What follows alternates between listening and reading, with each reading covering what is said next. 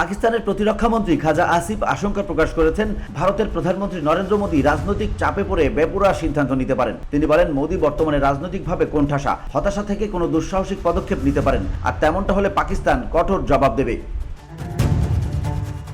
বুধবার জিও নিউজকে দেয়া এক সাক্ষাৎকারে খাজা আসিফ আরও বলেন, পরিস্থিতি উত্তপ্ত হলে এমনকি ভারতের মিত্ররাও মোদীর পাশে নাও দাঁড়াতে পারেন।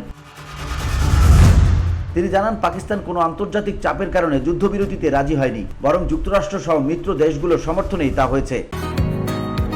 বসুন্ধরা, উত্তরা, বনশ্রী, কুড়িল ও বাড্ডা সহ রাজধানীর বিভিন্ন স্থানে অভিজাত ও অত্যাধুনিক মানের ফ্ল্যাট কেনার এক নির্ভরযোগ্য প্রতিষ্ঠান pleasant properties limited.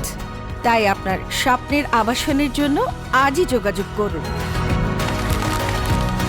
Pleasant Properties Limited, where destiny matches eventually.